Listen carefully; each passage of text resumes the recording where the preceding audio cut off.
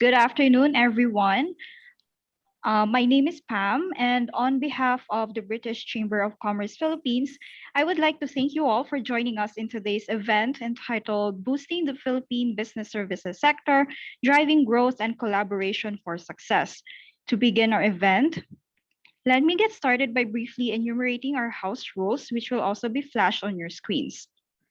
At- Attendees' microphones and videos will be automatically muted and turned off so we can focus on the speakers' presentations.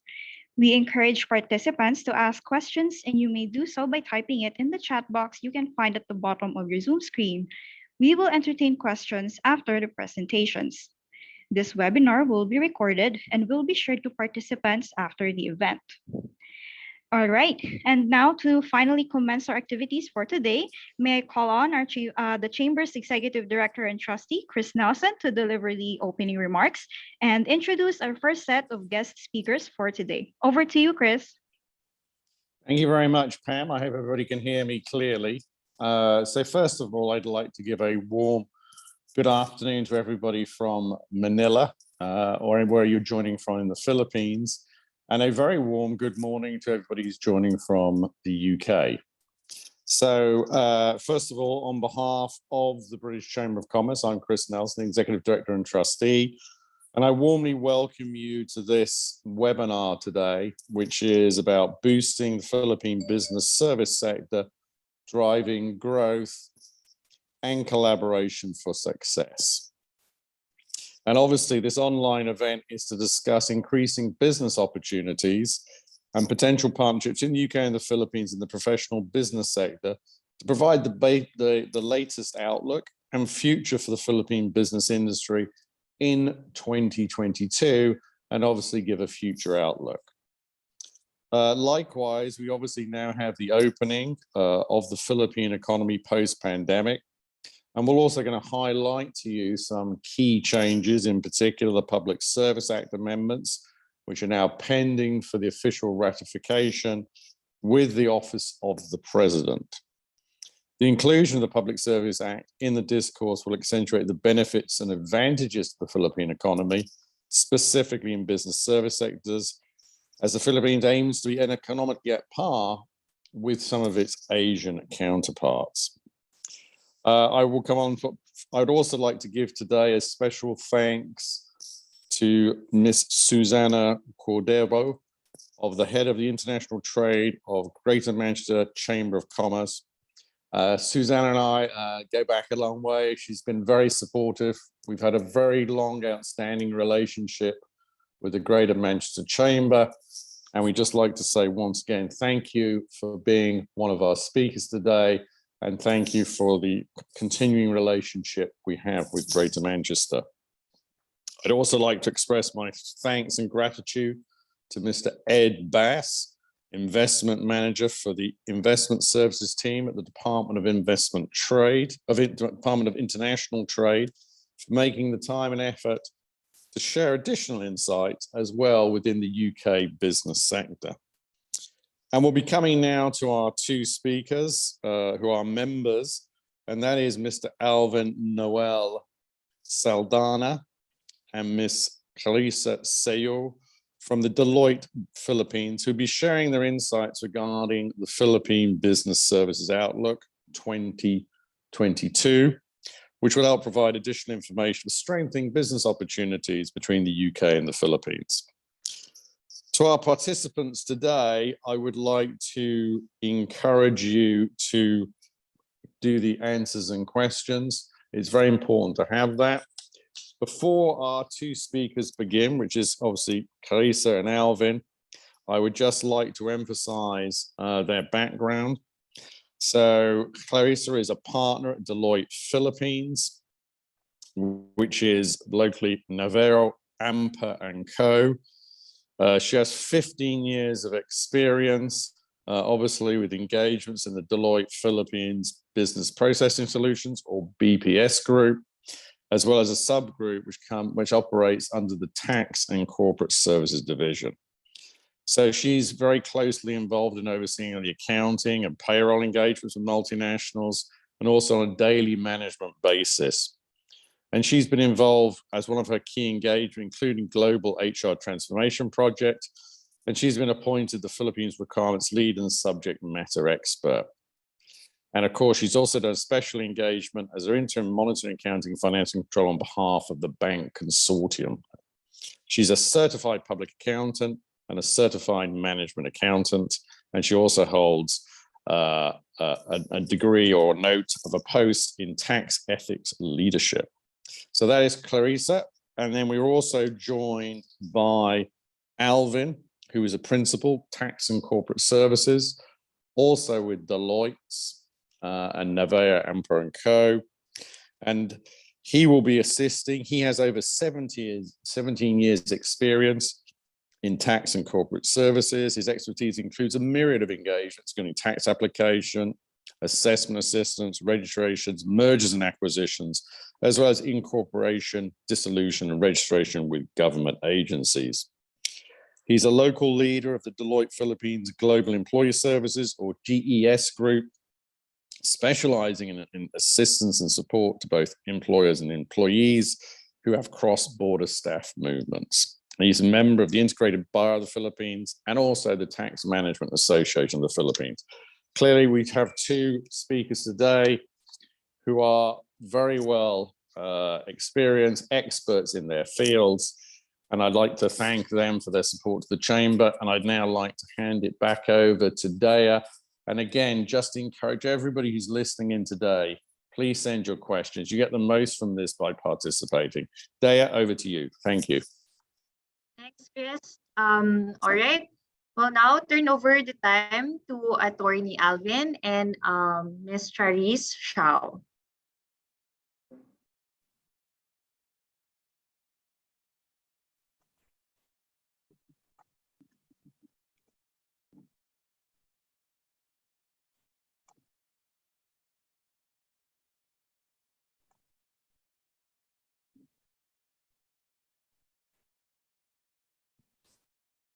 Hello, thank you, Chris, for that introduction.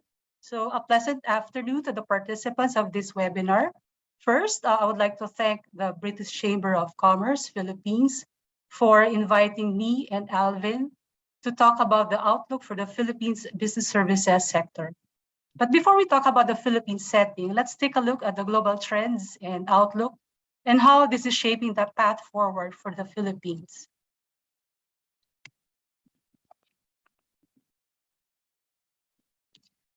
So since 1999, Deloitte has been conducting surveys every other year to understand how shared services organizations capitalize on leading practices and trends to address their business challenges.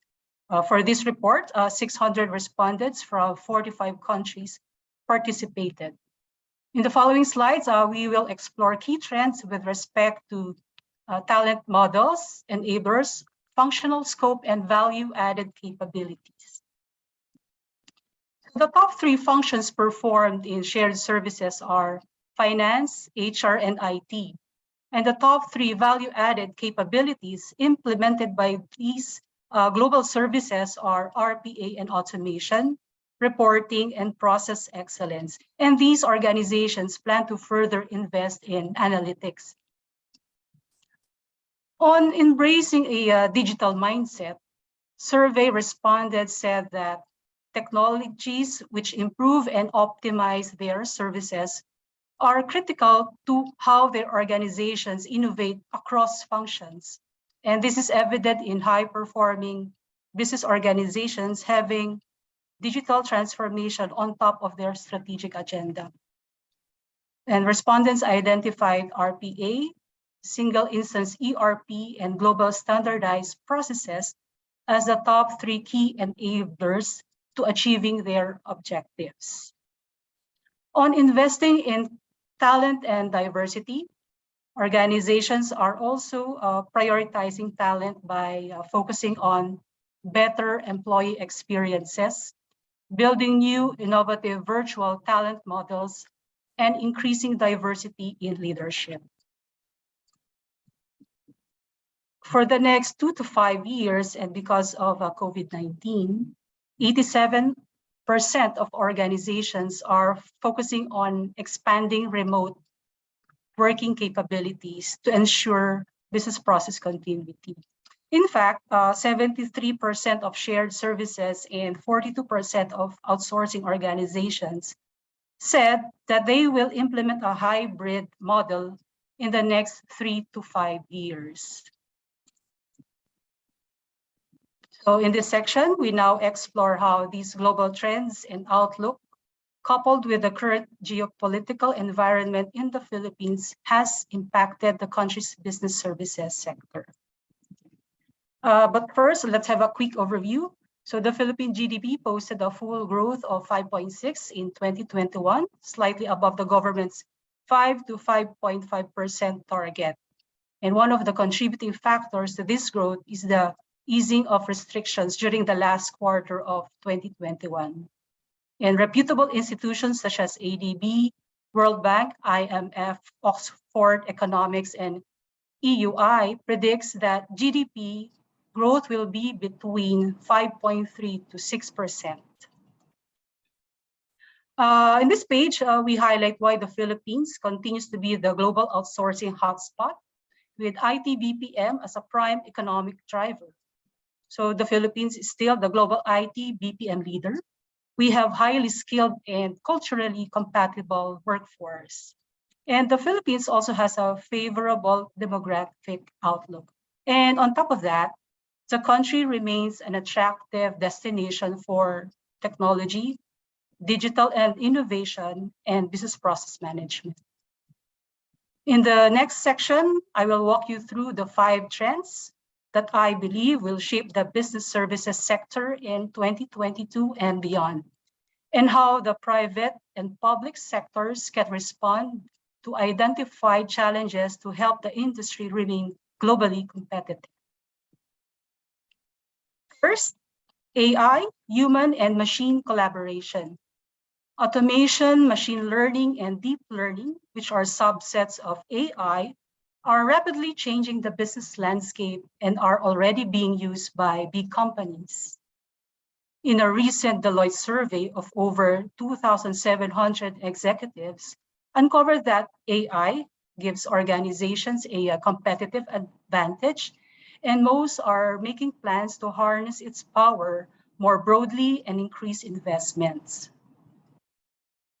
Potentially, about 50% of all activities performed by workers could be automated, and this would translate to loss of jobs. On the other hand, this also unlocks opportunities for new jobs and applications. For instance, finance and accounting professionals, when mechanical and repetitive tasks are automated, or lawyers having virtual legal research assistants, they will have more time and focus on high value adding functions such as advisory, strategy, and project management. AI is not here to replace human intelligence or take away jobs, but paves a way to enhance productivity and efficiency while maintaining quality as a tool to free us from routinary and tedious jobs, to streamline decision-making and make better ones. As AI will have a major role in transforming and boosting various industries, the Department of Trade and Industry launched the National AI Roadmap, which includes the establishment of the National Center for AI Research. And this center will spearhead the country's R&D efforts on AI and help firms adjust and mitigate impact on micro, small, and medium enterprises. And it is said that AI adoption can increase GDP growth by 12% by 2030, or equivalent to $92 billion. Second, cyber and data security.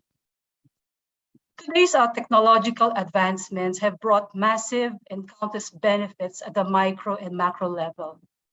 Technology has expanded and extended our life in cyberspace. Cyber is at our work, our homes, and our lives. we now conduct more and more our business and non-business activities digitally. In other words, what we do in cyberspace with a click of a mouse or keyboard translate into the real world. On that account, it is crucial to IT BPM's viability to create a secure, safe, and trusted virtual environment. Cyber threats are constant, growing in number and complexity. Risks and costs of cyber breaches are far higher than ever, from $1 trillion in 2020 to $6 trillion in just a year. Based on the Global Cybersecurity Index of 2020, the Philippines is ranked 61st among 99 countries globally and 13th among 18 countries in the region when it comes to cybersecurity status. So how are we going to combat this and strengthen our cybersecurity posture? So we promote cybersecurity awareness, support the development of cybersecurity professionals, as there is an urgent demand for them, and include cybersecurity as an important board agenda. Third, flexible work practices and shift to hybrid delivery model. Survey said, we want to continue working from anywhere. Remote work will outlive the pandemic. It is here to stay, but certainly there are advantages and challenges in a hybrid work setup. Well, within Deloitte Philippines, we conducted an internal survey of workers who plan to work on-site after the pandemic, and only 12% want to work in the office more than 15 days in a month, and majority, or 53%, plan to spend only 1 to 5 days in a month working in the office. So despite this strong preference among employees for a more virtual work arrangement, and organizations plan to expand remote working capabilities to ensure business process continuity, there will be inadequate digital infrastructure. However, there are some positive development on this front, such as the entry of D2 Telecommunity as a third major telco player. PLDT's plan to build the country's first hyperscaler data center designed to service the massive power and IT requirements of global tech giants. DICT's common tower policy, which is expected to greatly improve the quality and reach of mobile networks in the next 3 years. The Philippines BPO sector also won major new contracts during the pandemic, and we anticipate the entry of 2 major cloud computing investors, including Alibaba Cloud, which plans to launch its first data center in the Philippines. And on the government side, the completion of Luzon Bypass Infrastructure Project, which is an integral part of the National Broadband Program to improve internet connectivity. Fourth is the availability of talent. In a recent Asia-Pacific survey by Kearney, more than 85% of respondents, both from business and the government organizations, highlighted challenges in finding and attracting technical talent that can work on AI activities. Salesforce, a US-based software company, has found data analytics as the most sought-after skill by organizations across the region. And in the Philippines, tech professionals have become highly in demand as organizations have been forced by the pandemic to commit to digitalization. Human-centered, machine-enabled talent approach is the way forward. This means investing in upskilling human capacity to harness the power of AI and operate in a world complemented by machines. This may sound that it came from a sci-fi movie, Indeed, as technology is born from creativity and imagination. And the fifth and the last is the legal and regulatory environment. While laws and regulations are important to have in place, they typically lag behind the latest technology developments and tend to be more conservative and restrictive in nature, making this another key hurdle to overcome. As a regulatory body, the government plays a powerful role in ensuring our continued leadership status for the next transformation. It can either expand or narrow the opportunities, help or hurt our business and industry.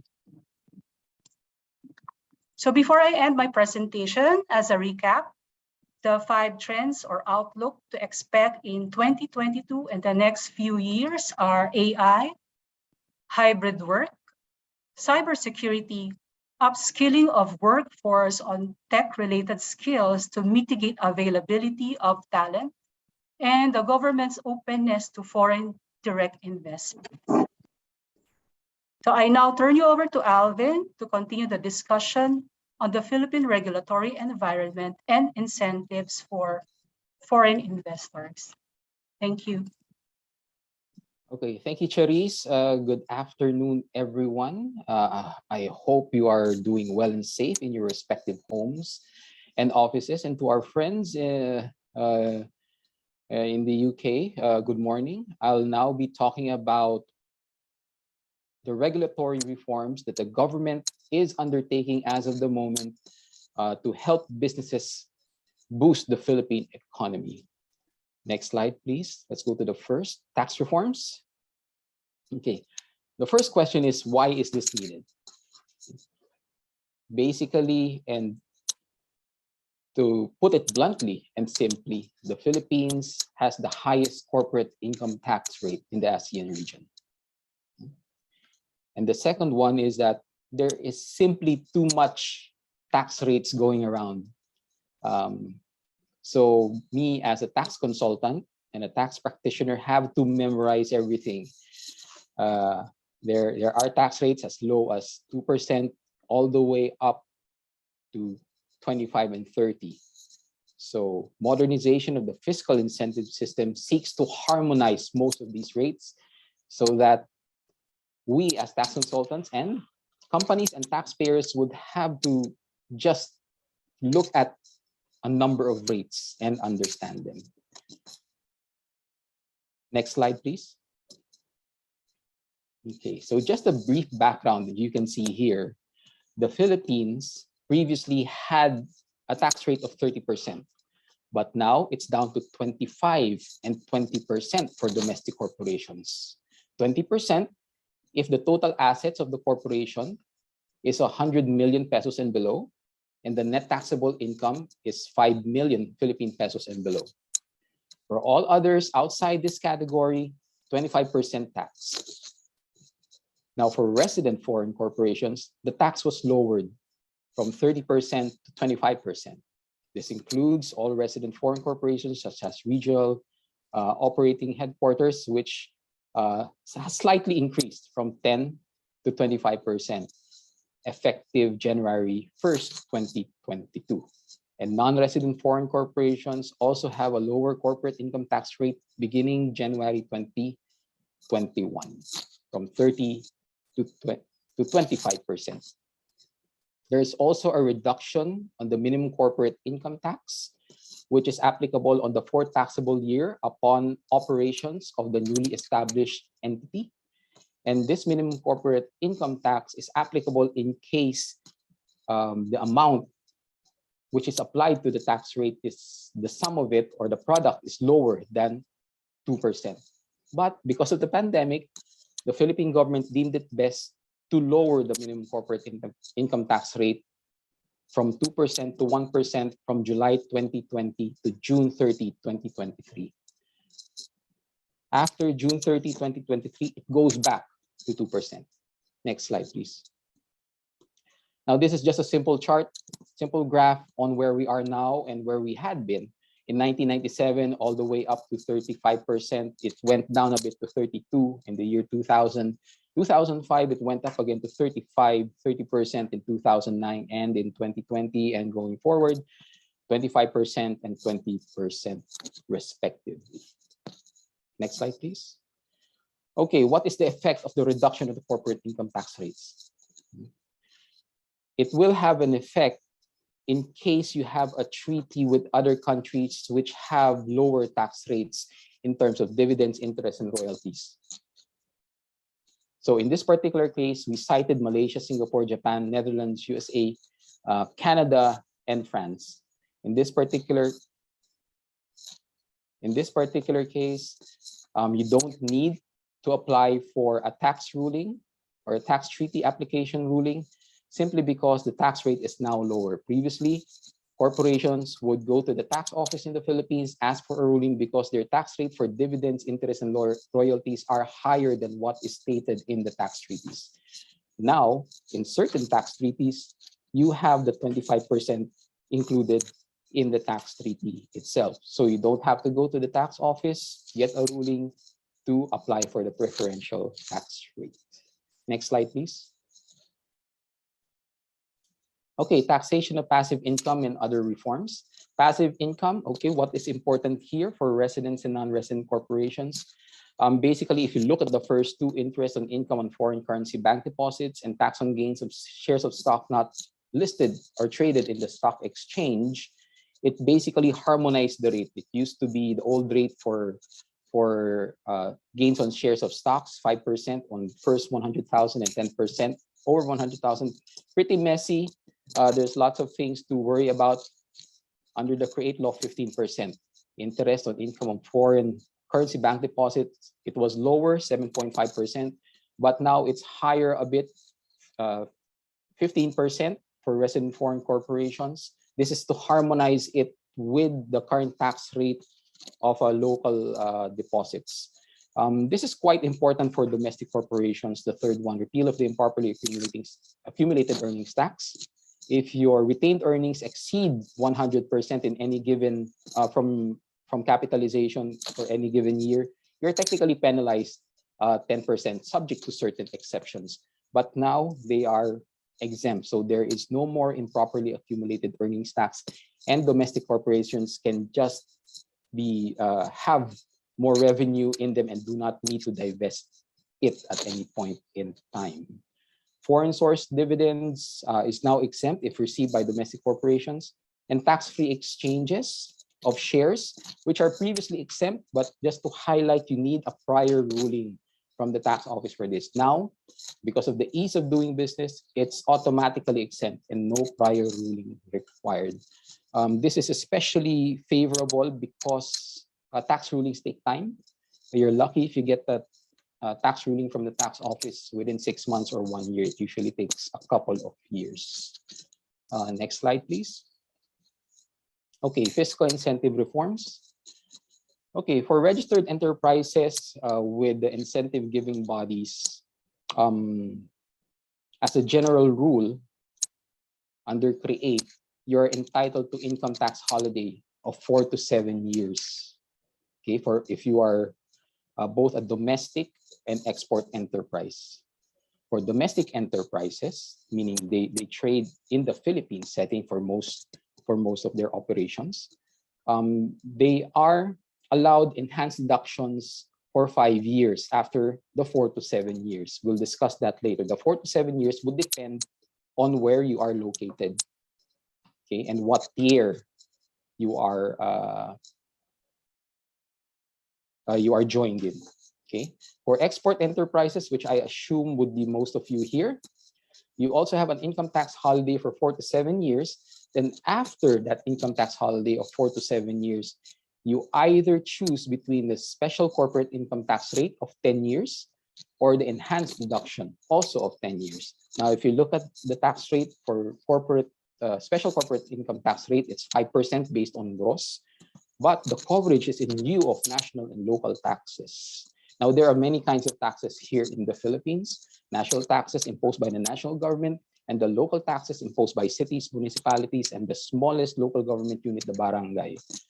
Okay. Now for enhanced deduction, you go back to the current tax rate of 20 to 25%, but this tax rate is applied to the net taxable income. But the kicker here is that, or the difference here is that the coverage is only for national taxes and not for local taxes. So you can expect that if you are an export enterprise and you choose the enhanced deductions for 10 years, you will be subject to city and municipal tax and all other local taxes except the national government tax. I've been asked after 10 years, what will happen? And the presumption is they're going to go to the normal tax rate, the regular corporate income tax, and they won't have any enhanced deductions or special corporate income tax rate of 5%. And they will just have the normal deductions allowed for corporations and entities under the Philippine tax code. Next slide, please. Okay, so here are the allowable deductions under the enhanced deductions and the 5% SCIT. Just to cite an example on the enhanced deductions, you are allowed 100% additional deduction on training. So if, for example, you are an enterprise, you have 100,000 pounds value worth of trainings for the taxable year. The additional, you can top that. So for a given year, for a given taxable year, you're allowed to have a deduction on your gross income of 200,000 pounds. Same goes with 5% SCIT if you choose that. So these are the allowable deductions. I won't enumerate them all, but these are very basic. It's basically covering all costs that is associated with your registered activity. Next slide, please. Okay, so here's what I was telling mentioning a while ago. So you have 4 to 7 years of ITH or income tax holiday, but this would depend on where you are located and what industry tier you belong to. So if you belong, for exporters, if you belong or your office is located in the National Capital Region, mainly Metro Manila, then you cannot go beyond 4 years of ITH, but you still have 10 years enhanced deductions and SEIT. If your office is located in metropolitan areas outside of the National Capital Region, you get 5 years ITH. The 10 years enhanced deduction and SEIT remain the same. Now, in all other areas, meaning outside the Metro Manila and other major cities in the Philippines, you get 6 years ITH.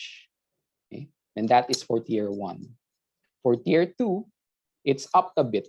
Okay, the ITH number of years is increased, but the 10 years of enhanced deductions and SCIT remain the same. For domestic enterprises, it's basically the same thing. But if you would note, for domestic enterprises, there is no SCIT option.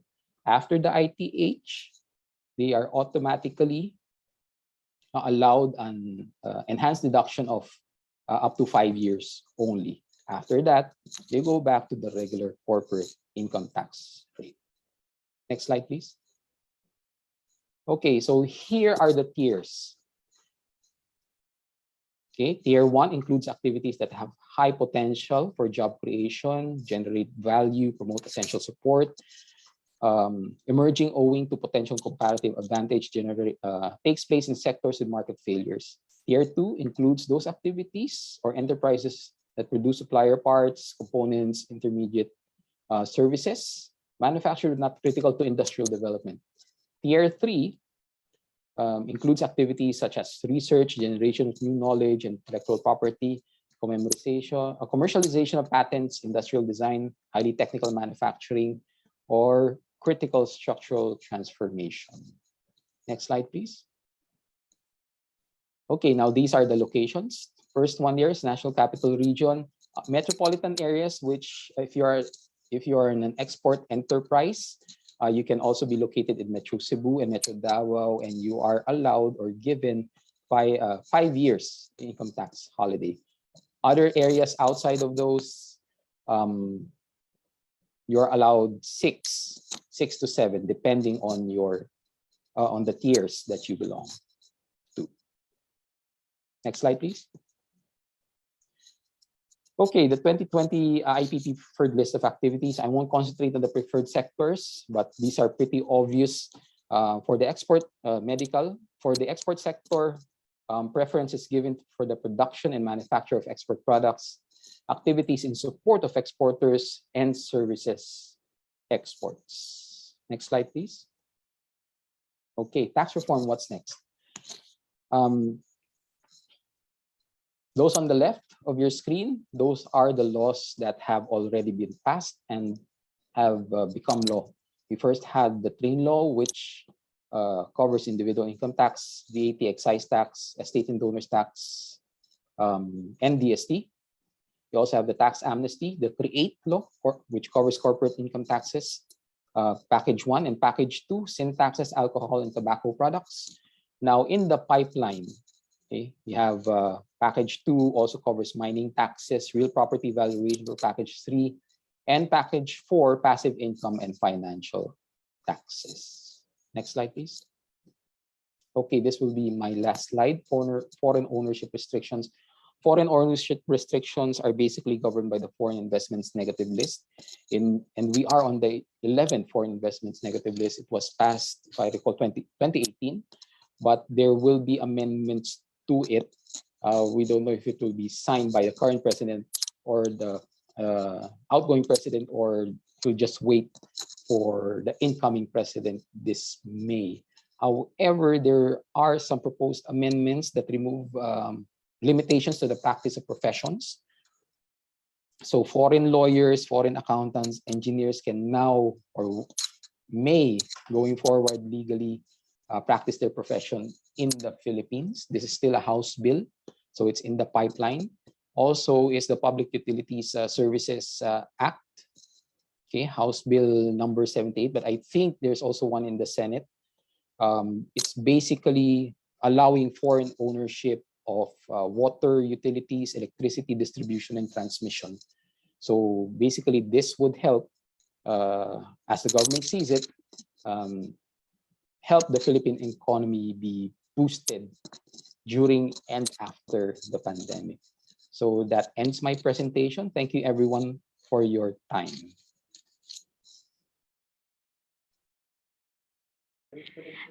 All right, thank you for that presentation, Ms. Cha and Attorney Alvin.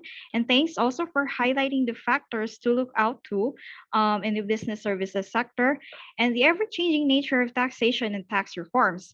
I'm sure our audience have their questions ready for our Q&A later. But before we proceed with that, let's hear a reaction first from one of our guest speakers for today, Mr. Edward Bass, who will also share with us a brief overview and highlights of the UK's business services sector. To briefly introduce Ed, he is an investment manager for the Department of International Trade's Investment Services team. Ed is an economic development professional who enjoys connecting business leaders to relevant support services and partners and supporting international businesses to establish a presence in the United Kingdom, providing an advice on location strategy and facilitating introductions to relevant partners in the UK. Over to you, Ed. Good morning. Good morning, thank you, Pam. Yeah, firstly, I'll just apologise. We've got some sunshine in Manchester, which is quite rare, so I'm kind of glowing up on along my left-hand side. But no, it's a pleasure to be here, and I'm glad to be invited. Unfortunately, I haven't got a presentation for this morning, so I'll just kind of run you through some key stats and, well, not stats. I'll just run you through some key points really about the UK and kind of where the opportunities are for businesses interested in the financial and professional services market in the UK. So I'd like to say thank you to the speakers beforehand, Alvin and Therese. Great presentations, but I'll quickly dive in and just briefly introduce myself, then move on to a bit about who the Department for International Trade is, and then cover some key locations in the UK just to give people an understanding of what's out there and what's kind of on the horizon. So As alluded to, my role is a project manager / an investment manager. And no, unfortunately, I can't help people raise funds. It's not that kind of investment. My role really is to help people, is to help businesses create jobs in the UK, with the ultimate pretext to be generating tax incomes in the UK from foreign corporations. And this ultimately helps benefit the UK and those companies that have moved here, as one of the key points about the UK market is that for companies operating in the UK, there is no withholding tax. And this is a tax that is typically applied to profits sent back to a home country. So that's one of the key differentiating factors when you're looking at the bottom line and reasons as to why to set up in the UK. But just to go back to myself and kind of how I can help you and your businesses, my role really is to provide free and confidential support to companies interested in setting up in the UK. This support is entirely bespoke and say dependent on your needs. And really, we're just here to help. We can act as that link and conduit to help you navigate new networks and understand the different parts of the ecosystem that you're probably not going to be familiar with as a new entity in the UK. So I would broadly define this support as falling into two key areas, and that would say be informing and connecting. They're quite vague, but I think they kind of neatly sum up what we do. So on the, say, informing side, it's a case of kind of making people aware of, say, different locations and different strategies you could utilize around the UK to help grow your business. And then on the, say, connecting side, it's all about kind of introducing you to relevant partners and organizations that can help support you along the way. So those are kind of the two broad areas that I would say our support falls into. We can't help with business development, unfortunately. So I can't necessarily help sell your products in the UK, but what I can do is try and help you navigate the ecosystem so that you've got a shorter distance to those decision makers. So whether it's pointing you in the right direction of, say, an industry body, which could be a Chamber of Commerce, such as Greater Manchester Chamber of Commerce, or it could be introductions to, say, event organisers who might have a particularly relevant event for a key aspect of your product or market that you're looking to exploit. So that's a little bit about, say, my role and how I'd look to support. As I say, broadly kind of sits in the connecting and linking people into different areas, as well as informing them about new opportunities as I see them. So to kind of briefly introduce the Department for International Trade, the Department for International Trade is the UK's trade and investment organisation. I sit within that investment side, and as mentioned, it's not necessarily about helping people raise money, although we can try and help point you in the right directions if that is an aim, but it's more about, say, attracting investment into the UK and, say, helping these businesses grow and realise their potential. Most companies that look towards the UK do so because they see it as a stepping stone either into, say, Europe or into the US. So it can be that kind of first port of call where you test out the market before you try and raise some serious capital in the US or try and crack those much larger markets of, say, Europe as a whole or North America. So as the UK's trade and investment organisation, we do have two sides to us. As I say, I'm on that investment side, but there is also the trade aspect. And the trade aspect is where, by having a UK presence, companies can gain support from my colleagues to help them sell their products abroad. So this would be particularly relevant if you're looking to use the UK as a stepping stone into, say, Europe or into North America. You can take advantage of, say, the trade teams' services and their expertise to help grow your business in those new markets. And similar events to this are held whereby we can bring in different partners and inform people of the opportunities. And then hopefully with time, trade missions will be back up and running, whereby we can, say, get people actually visiting these new countries. So that's a little bit about me, kind of the company that I work for. As I say, I'm currently in Manchester, which is typically grey and rainy, but we've got some nice sunshine this morning. So Manchester is located in the northwest of the UK. It's in a region of the northwest, which also has Liverpool in it. So if you can think of Manchester and Liverpool as, say, the two major cities on the west coast or the northwest coast of the UK, whilst we also have, say, London in the south. So I'll just quickly run you through, say, a few locations, just so you can get an idea of what opportunities might be out there for you as you look towards the UK, or equally, just to kind of get a better understanding of how the world well, how the UK operates. So I'll start with Manchester, as that's where I am. Manchester itself is an incredibly vibrant tech city. It has done really well over the last kind of decade, if not 20 years, going through an industrial revitalization. So its history is as an industrial city. So as a consequence of that, there's no kind of major parks in the city centre. And that's because the Victorian town planners didn't see that as important when they were building their factories and their accommodation for the workers in those factories. But fortunately, Manchester's been on quite a strong trajectory of growth and seen a lot of investment and, say, expansion of its tech and professional services industries. So there's a couple of key industries really in Manchester that are worth highlighting.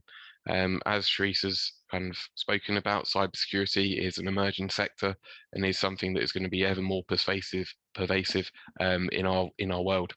And Manchester benefits from a really strong cybersecurity sector. There's a couple of reasons for this.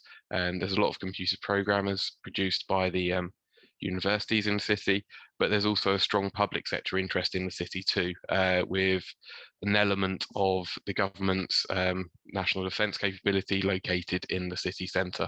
And the reason for this is that they want to be in the city centre so they can easily access new talent as well as engage with the business community. So cybersecurity is one of those emerging sectors that cuts across everything, and we'll be seeing more and more in, say, different sectors that we probably didn't think it would be relevant to. So cybersecurity is going to be a real growth sector for Manchester. But then aside from this, there's also, say, the law tech angle. So going back to, say, business services, Manchester has done really well from, say, attracting investment from legal firms. And these legal firms have established, say, technology practices in the city. And the idea behind that is similar to cybersecurity in that there's a large proportion of software developers here, and they've got the skill sets and the knowledge and expertise to cut over into the legal services side. And then really kind of what Manchester may well be known best for is e-commerce. And there are kind of large major brands that are located in the city that I would hope that you've heard of, such as Boohoo, Pretty Little Thing, AO.com, to name a few, but there's many, many more. But what this essentially means is that you've got companies that look to sell products online, and then you'll need an associated supply chain with them. So whether you're a payments company looking to, say, sign a new contract and find a client, you can't do much better than, say, looking at Manchester for that initial conversation point and, say, where you might find your largest clients. So that's kind of just a brief overview of Manchester. I am a little bit biased as this is where I live, but really it's all about the young and vibrant workforce in the city. A lot of Southerners have realised that house prices in Manchester are slightly less, so they can see a future for themselves moving north. So if we were to travel east across the UK, there is a city of Leeds. Now Leeds is really a bit of an untapped opportunity.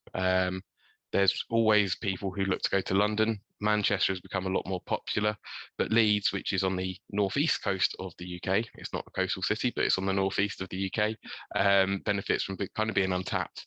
It's got relatively lower cost of living and relatively lower wages. So if you are looking to, say, tap into, say, the northern talent pool in the UK, Leeds offers a great opportunity to do that. It's also home to 3 of the top 5 building societies, so there is a real financial services market already present in the city. I'll briefly talk about London, but London is kind of ubiquitous with its size. There is lots of opportunity in London. However, with that opportunity comes competition. And as I'm sure you're aware, most people, when they look at the UK, will go, I'm going to London. And this is a really good strategy in one sense, but you potentially miss out on potentially slightly easier conversations in cities such as Leeds and Manchester. So London is a large economy in its own right, and you will obviously find lots of opportunity down there, depending on what you want to do and how you wish to do it. And then kind of as an aside to those 3 cities, you could also mention Edinburgh, which is a major city in Scotland. And essentially, Edinburgh has a long history of asset management. And to do with this, they have a really strong AI sector in the city. And the universities in Edinburgh produce more AI graduates than anywhere else in the country. So if you are looking to, say, tap into another new sector such as cybersecurity, but AI, you can't do much worse. well, you could do much, no, yeah, you can't do much better than looking at Edinburgh for that opportunity. So those are a couple of key locations that I would just shout out where it's worth kind of investigating if you're a business and professional services supplier, where you could look to kind of make an entry into the UK. But I know this is a whistle-stop tour and kind of a whistle-stop tour of DIT and my role. If anyone has any questions at all, please don't hesitate to ask, and I'll be more than happy to say get in contact and speak to you further about the opportunities here. I think that's my time, if not a little bit more. But no, thank you. All right, thank you so much, Ed, and for informing us of what to look forward to in doing business in the UK. So besides learning the basics on the UK's professional and business services sector, we also have Susana Cordoba with us today, who is going to share with us her reaction and a brief overview of trade and services between the UK and the Philippines. To briefly introduce Susana, she is an international trade development expert with over 23 years of experience, starting humbly in her native home of Colombia. Over the course of her career, she has successfully managed UK and EU funded projects related to export promotion and export support programs. She has also managed projects with a combined budget of £8 million, through which more than 2,000 companies in the UK received export assistance and generated about £160 million in export turnover increase. Since joining the Greater Manchester Chamber of Commerce in 2014, she has been leading their award-winning International Trade Team 1 for the last 6 years. So let's hear it from Susana Cordoba. Good morning, Susana. Good morning, Pam. Thank you so much for the kind invitation. I'm just trying to share my screen now. So can everybody see it or? Yes, we can see it, Susana. Okay, thank you. So first of all, I just wanted to again extend my gratitude for the kind invitation to be part of today's webinar. It's been really interesting to hear from other speakers, and it has been very insightful. So just to start off, today I'm just going to give you a quick overview of who the Greater Manchester Chamber of Commerce is, how we work with overseas partners like the British Chamber of Commerce in Philippines and other partners overseas, and a bit of an overview of the UK and Philippines trade and how really there are some really interesting opportunities in some key sectors for the Northwest region and Greater Manchester particularly. So yeah, we've been around for more than 225 years. We are actually the largest accredited Chamber of Commerce in the UK. We have over 4,000 members across sectors and sizes. The top sectors where we have the most of our membership is within the manufacturing, engineering, property and construction, and business and financial services. We do have an extensive global network made up of more than 600 connections, 40 formal partnerships, and reaching out about 90 countries across the world. We do work with both UK and overseas companies, supporting them in every stage of their internationalization journey. So basically, whether you are exporting or importing or looking to invest, we pride ourselves in helping you and aiding those processes, either through our in-house team or our extensive network of partners.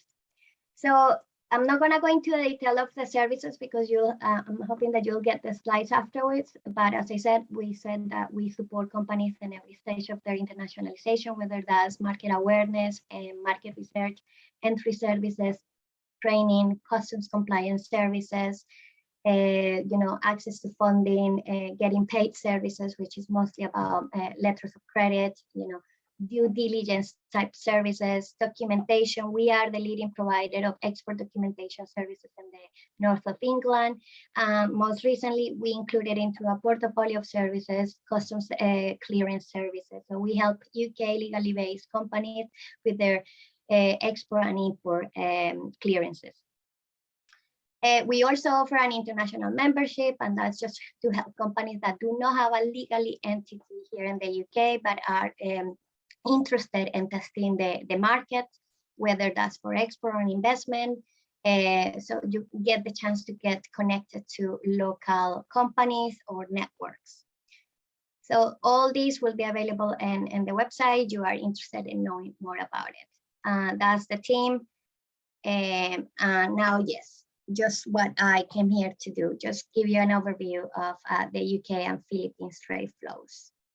So currently our total trade amounts about 1.5 billion worth of trade, and that's for both goods and services, and that's estimated as of 2020.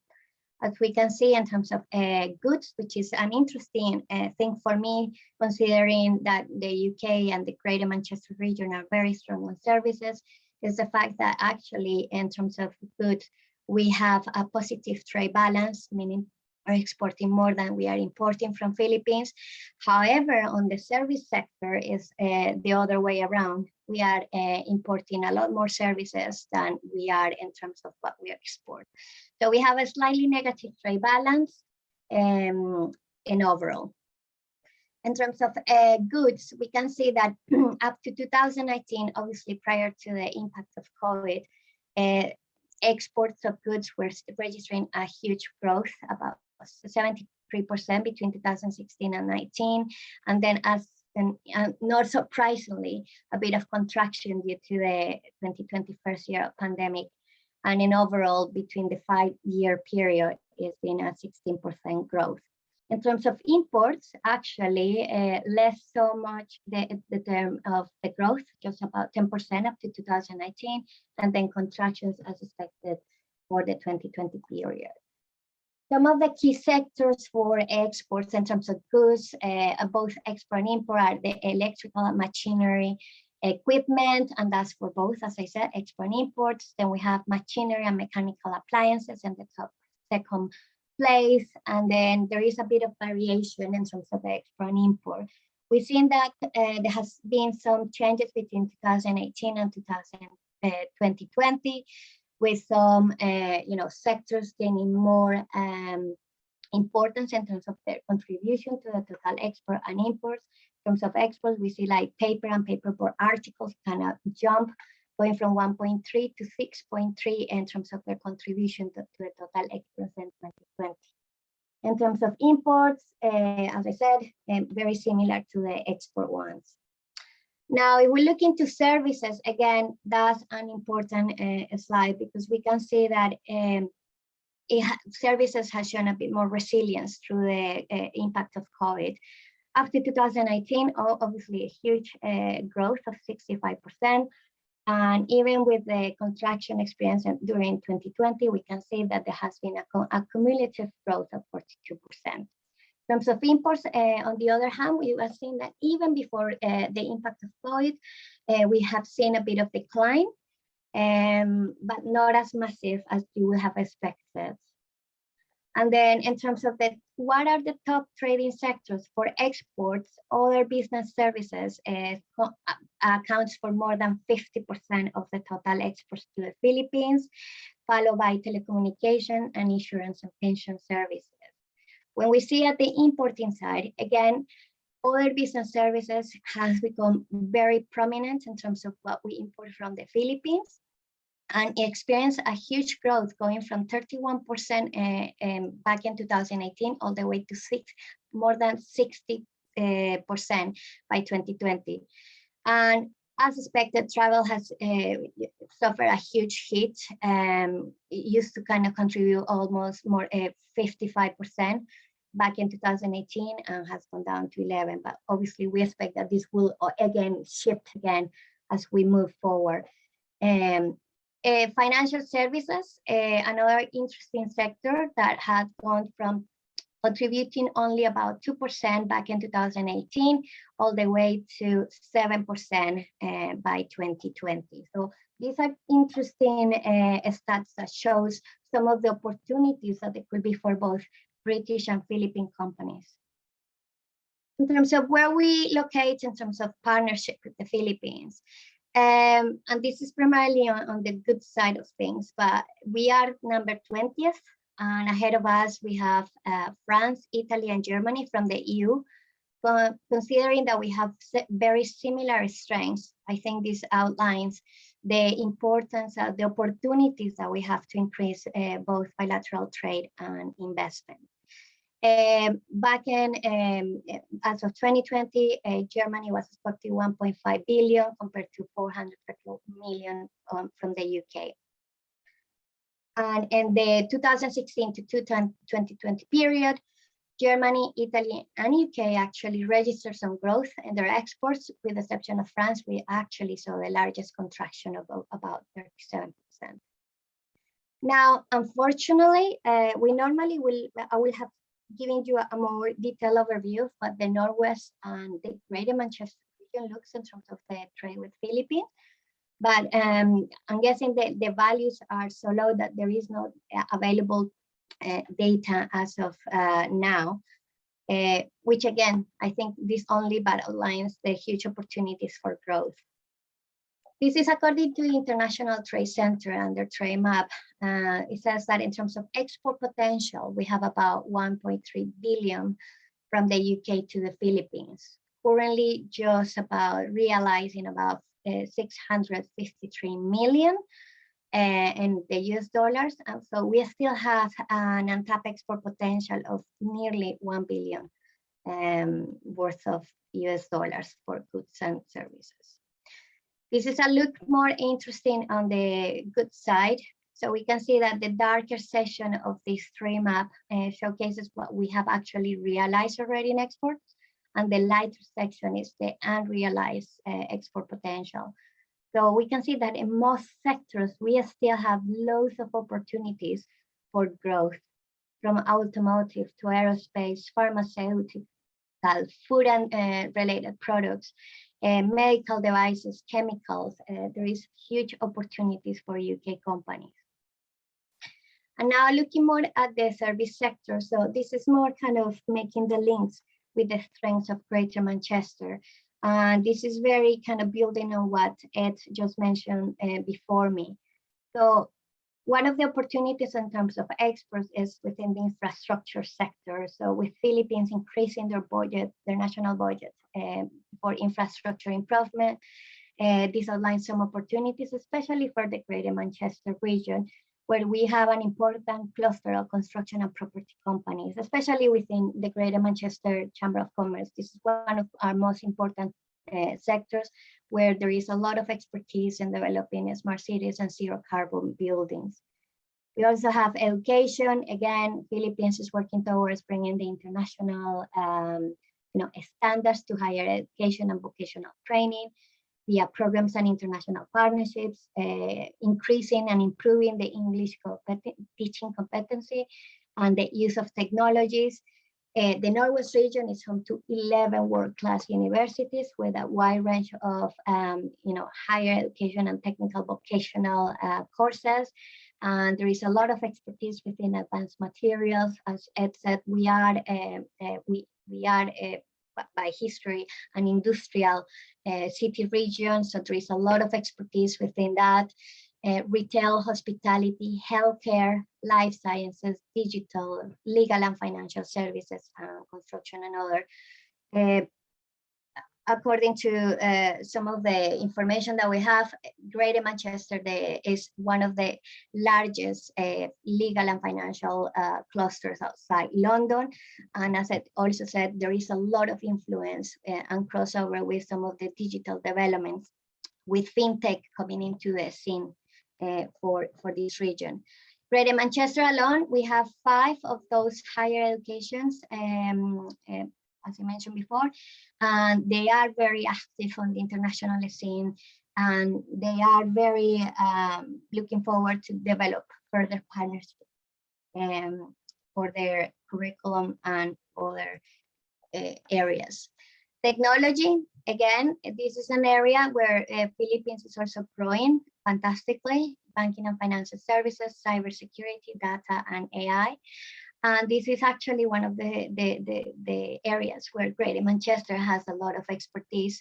We are home to the Cyber Innovation Center and Greater Manchester Cyber Foundry, both focus on growing the cybersecurity business in the region and promoting greater collaboration across some of the universities to develop further research on cyber innovation. We are also considered one of the Greater Manchester, the fastest growing European tech city, according to Tech Nation. We are also home to the Media City, which is the first immersed 5G hub in the UK. In terms of healthcare, again, with growing population and increase in demand for the demand of healthcare services, there is a lot of opportunities in the Philippines for higher and trained workforce, the use of digital technologies, and provide accurate clinical diagnostics and treatment for illness.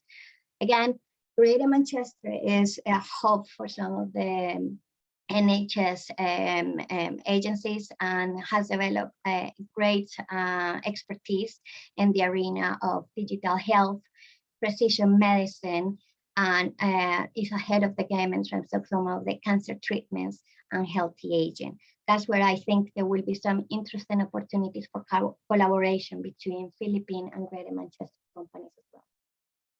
Lastly, security. This is more about, according to some of the opportunities from the Department for International Trade and Maritime Security and Coastal Patrol, considering that there is a vast region for Philippines that needs to be petrol, and there will be some developments there. I'm not sure if this is a strong area for Greater Manchester, but definitely is an opportunity for companies in the UK.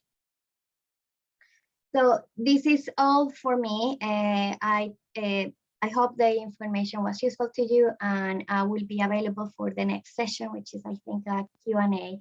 So back to you, Pam. All right, thank you for that presentation, Susanna, and for providing us with this additional information on trade and services in the UK and the Philippines. So now we're heading over to our question and answer portion, and we have our set of questions ready to go. For this part, may I please ask our speakers for today to turn on their cameras and unmute themselves when answering the questions.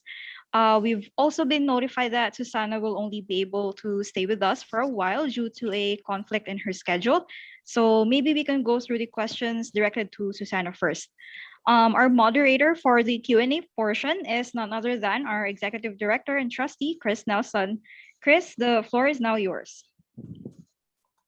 Okay, is my camera back on? Yes, Chris. You can see me, I can't see you for some reason. Oh, there I am. Hello. Can we get them all back on? It may be better if everybody's on the screen, actually. Hi. Susanna, what time do you have to leave? Hello. Hi. Another 15 minutes. This should be okay. 15? Yeah, 10:15. Okay, so let's start with you. Anyway, reverse order. So first of all, it's great to see you again.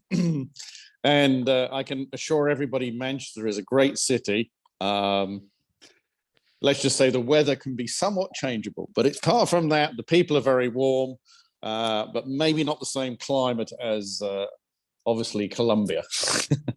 But it's a great place. I'd just like to ask you, and I think that'd be interesting for our listeners as well, as how you've seen obviously the pandemic, which is now 2 years almost, what impact it's had on companies and business.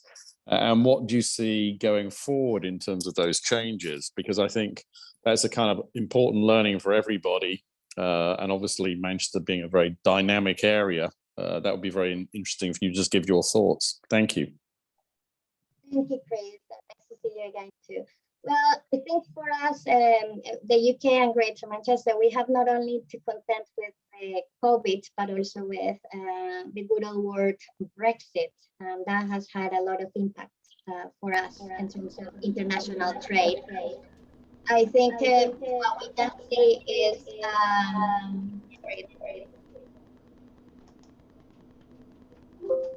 so what we can see is in working towards adapting to the new way of trading with the EU. And on the upside is that they've been more open and willing to kind of look beyond the EU to develop those trade and investment links that before maybe they were more reactive to. So there is more proactivity and developing those links. And generally it's been a resilient city with most of our trade being services. You continue to see that there is a lot of developments, innovation going on. As we kind of come back to a new normal, I can see that most companies are kind of geared to continue their journey for reaching new global markets. Okay, and then the other question I have, and Venetia had mentioned about Brexit. I seem to recall I was in Manchester 2 days or 3 days after the vote at your chamber. Yeah. And that's the thing I'd also like to just ask you, and maybe that's the last question, then I can move to the others for you, is what more can you be doing between the Philippines and Manchester in terms of creating that activity, right? There is a lot of opportunity, and I think you've obviously mentioned Brexit, and of course, companies are looking, and the Philippines is obviously a dynamic market. Is there anything you'd like to particularly emphasize to companies, or more that we can do to grow that trade? Obviously, you've highlighted the overall trade, and what we'd like to see going forward is that, you know, the Northwest, with Manchester being a leader, would be a key segment. So if there's any particular points you'd like to leave us with, and again, thank you for the long-standing relationship that we have as the two chambers. Yeah, no, that's right. And I think something that we could be doing more, and is based on what we're seeing, that there is a lot of overlap and expertise in both countries, is, you know, some of the more sectoral activities. So within the fintech, financial and legal service, education, technology, those are definitely areas where I will see that we could be doing a lot more to create more partnerships and B2B links amongst our companies. We will be launching a few new initiatives which will be around innovation labs, and we would like to kind of bring in some of our overseas partners like yourselves to be part of that initiative. I don't have much more information I can share at this point in time, but definitely is something that I think if we focus more on key sectors and more punctual, you know, activities that don't have to be big trade missions, it has to be just the right opportunity for members, then we could see that we could encourage more companies to be more proactive and reaching, you know, doing more with the Philippines. Well, look, on that, I'll let you get away. Can I give, first of all, a warm thanks to Susanna? Can I give also thanks from the Philippines to everybody in Manchester? And obviously, we look forward to getting together face to face as much as we enjoy by Zoom. But please pass on our best regards. Thank you so much, and I shall see you soon. Thank you. Bye. Okay, can we kindly now move to take some of the other questions? Can I call on Clarissa? Hi. Yes. You put on your camera. I love your backdrop. So it may be a good day in Manchester, but looking at your backdrop, it looks like a good day every day. So thank you very much. Thank you for your discussion. I'd like to ask this question to you, and sort of thanks again for obviously your contributions. How attractive is the Philippine market overall to UK professional services? And do you see that attraction continuing to increase going forward? Thank you. Yeah, yes, of course, because like we highlighted earlier, so we have a growing young working population in the next decade. So that will really support the initiatives in growing the business sectors, because that is also important. But what is relevant also is really bringing or elevating the skills of our people, because that is somewhere that that people will catch up with technology, combining innovation and the machines while working with different kinds of digitalization. Okay, the other question I want to ask you as well, it came in from as well, but I kind of will slightly rephrase it. It's talking about obviously setting up outside of Metro Manila. And that's because Obviously, we know that Metro Manila is a very strong area.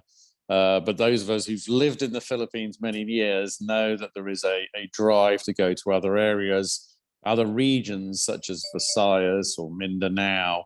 Could you kind of explore upon that? And obviously, I assume you've had clients you deal with who've obviously set up not only in Metro Manila, but outside, and maybe you can relate those experiences. And for those who are from the UK, who may not be totally familiar with the geography, if you can just give a quick indicator, kind of the areas and what it is in relation to the capital region. Thank you very much.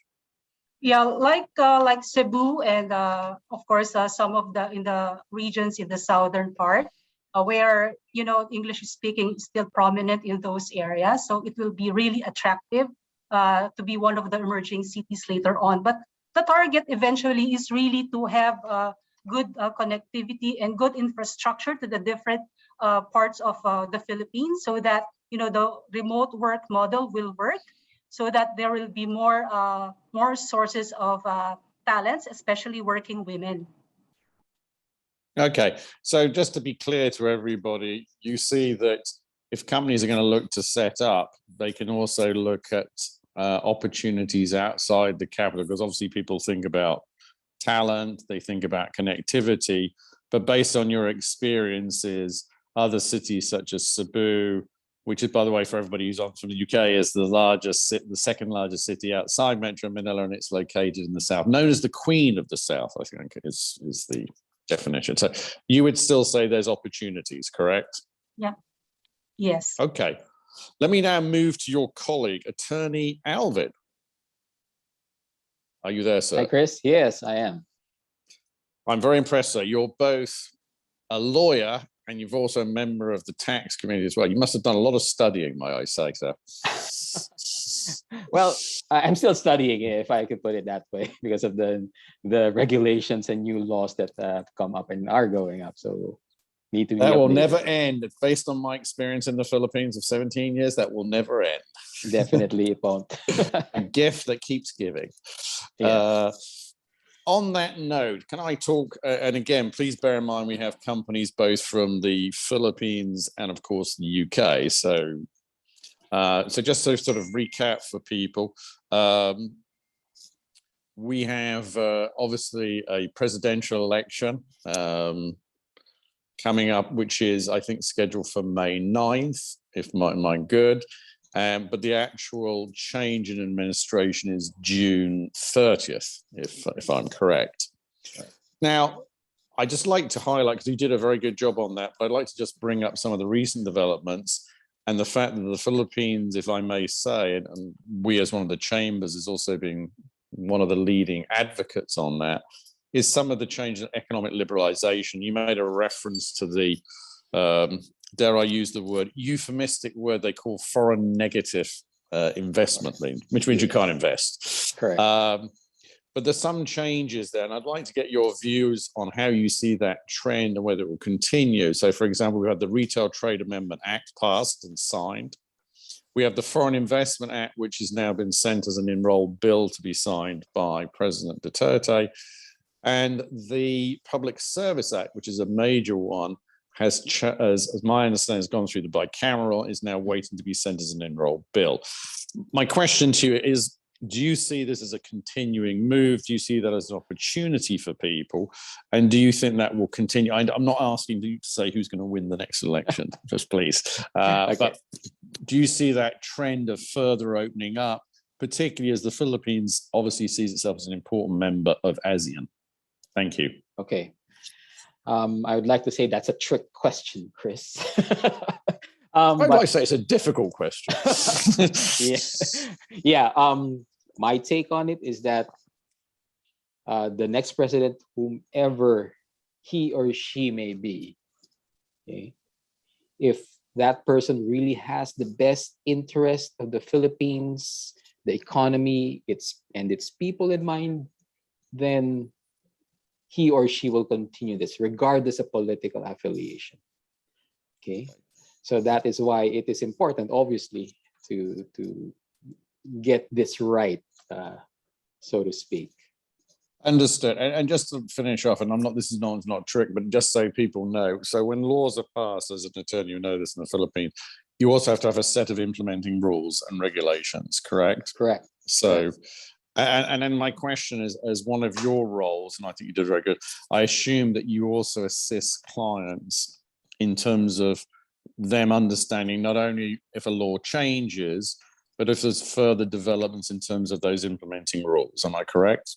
Yes, that is very correct. We do advisory work and consultancy work, and we not to lift my bench or chair, so to speak, but we usually get invited to Senate and House committees to get our views on bills or provisions of bills that will soon become law. So I've been a part of the Senate committees on tax reform, House committees on tax reform. So they do get Deloitte's views on that and how that's very it would important. affect investment. Yeah. And on that, can I talk about with you, because you did discuss create, right? And obviously, if you can quickly recap just the key points, which of course is the reduction in overall in corporate tax, if I'm correct, Alvin. And in your view, have you seen that as an assistance? And obviously, also may I link it to the ease of doing business, because of course, you've very much, and I think your colleague have obviously described the fact that when people set up, you have both national and local entities to deal with. So I think it would be important for you to just maybe further elaborate there, please. Okay.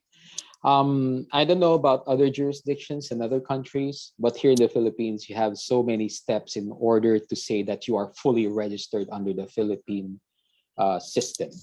Okay. So here, basically, if you're set up or if you're registered in the Philippine Securities and Exchange System or Commission, then it's not even half of the required registration. You have to register with a tax office, you have to register with the city or municipality where your business is located, you have to register with the barangay, which is basically the smallest form of local government. It has its barangay captain, you have to register there. If you plan to be registered with an economic zone or those who offer special tax incentives, you have to be registered with that agency as well. So at the very least 4 or 5, you have to register. Only then you can truly say that you are registered with the Philippine government. This is apart from all other registrations. You have registrations of your employees with Social Security, Medicare, housing insurance, and all of those sort.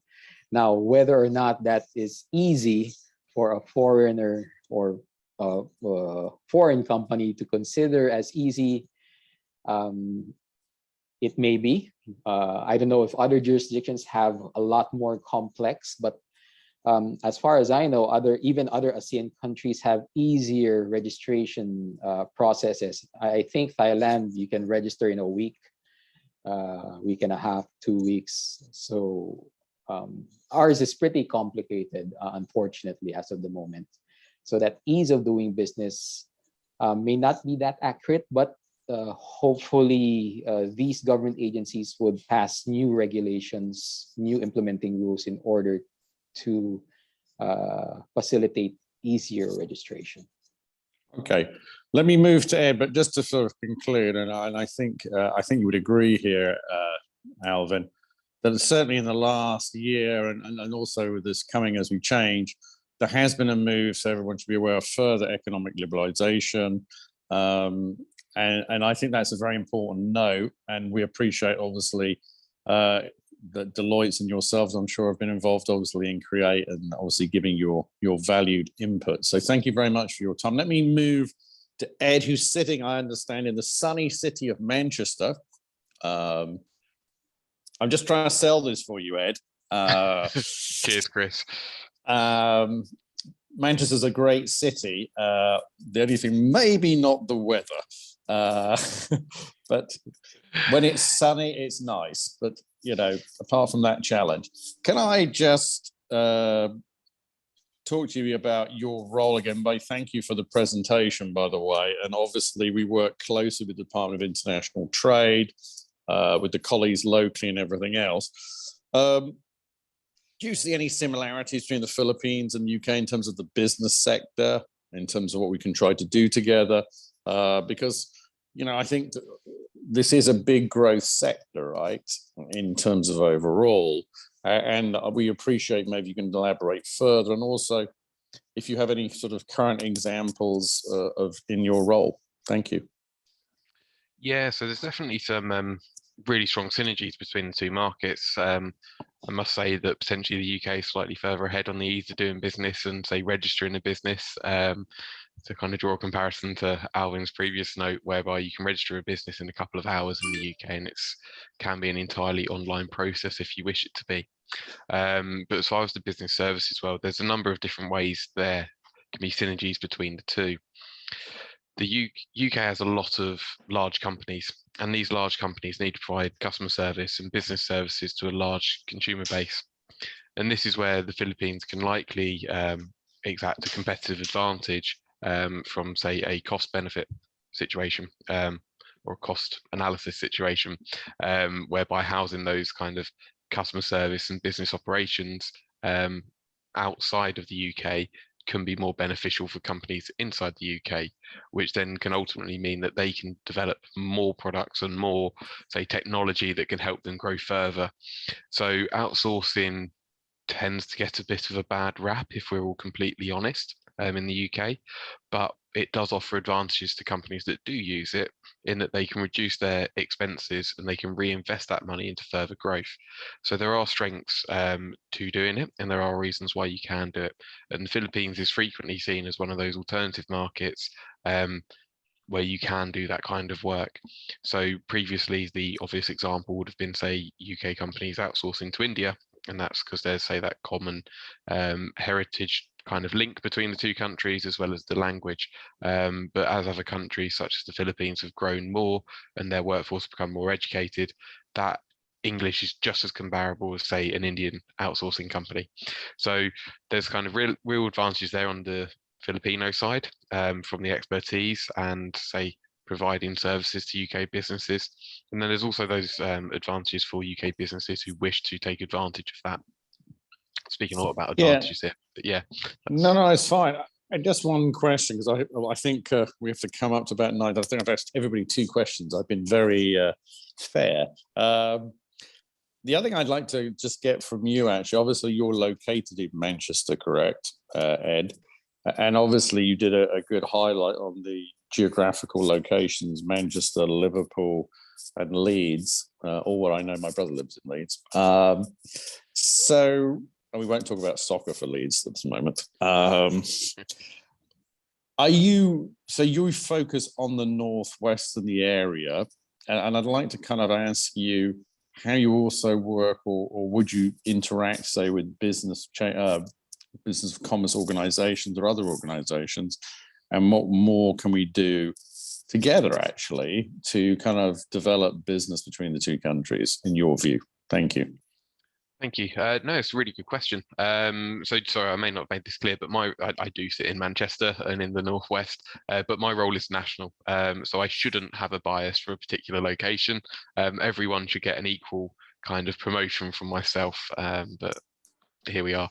So yeah, I do sit nationally and operate nationally, so I will be able to, say, signpost to different locations in the UK, not just, say, where I live.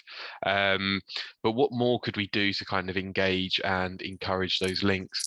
I think webinars like this are a fantastic starting point, and it's about, say, getting the relevant industry bodies talking to each other and, say, promoting opportunities in either jurisdiction. So I think getting 2 chambers of commerce to communicate and obviously host a webinar about what is out there, and to at least start the conversation, is a great place to start. I think what more we could do is just make it as clear as possible as to where these opportunities are. So if we're all speaking quite pragmatically, companies tend to set up where they will find their first client. So if we can help people find that first client or establish that first connection that can lead them to future growth, I think that is the best place we can start. So whether it's, say, just referring people to, say, different events or different, say, networking organizations, hopefully not competing organizations, but complementary organizations that can provide a service that you may not be able to. I think it's all about finding someone who's got a mutual interest in the same objective that you have, but you're not directly competing. So just to kind of make a bit more sense of that, it's how I can, for myself, it'd be how I can build relationships with different organizations who also want companies to grow, but aren't necessarily doing the same job as me. It's how we can have a conversation together and work as a team.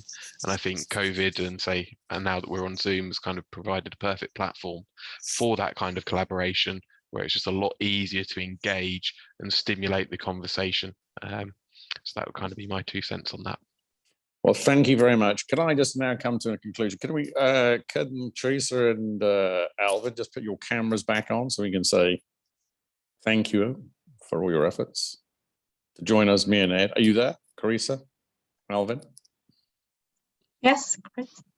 Just put your cameras back on. Alvin, where are you, my friend? Yeah, I'm here. So thank you for answering my questions. Tricky, or maybe say less tricky, but answered well, might I say, Attorney Alvin, clearly. But I'd like to just make a quick thank you to obviously Deloitte, who are a very valued member of the chamber, and obviously have done a great analysis. And I'm sure you're happy to take further questions if we have any that will be sent to you. To Ed, who's currently in Manchester, also thank you very much for explaining your role. Obviously, Susanna's had to go. I'd like to thank everybody who's attended this. To those in the Philippines, I wish you a very good long weekend. Yes, it's a public holiday tomorrow. Sorry, Ed, you don't benefit from that. But it's a long weekend in the Philippines, so I'd like to wish everybody a very good long weekend. And I'd like to thank Ed for his contribution, also Susanna, who was from Greater Manchester, but as he had to go to another thing. The final thing I'd just like to say to everybody here today is please don't stop here. These people are experts, Teresa, Alvin, and Ed, and I'm sure they'd like to hear from you. And more importantly, we'd like to see you setting up businesses and having further activity in 2022 and beyond. On that note, let me conclude. I'm Chris Nelson, and on behalf of the British Chamber of Commerce Philippines, I'd like to thank Deloitte and obviously Teresa and Alvin. I'd like to thank Ed, Department of International Trade. Have a very good day, and thank you for your contributions. And also Susanna from the Greater Manchester Chamber. Everybody else, thank you for attending and have a very good night in the Philippines. And Ed, enjoy the sun in Manchester. May it last a long day. I shall do. Thank you, Chris. And the weekend. Okay, bye everyone. Thank you very much. Thank See you, you later. Chris. Thank Bye. you. Thank you very Thanks, much. everyone.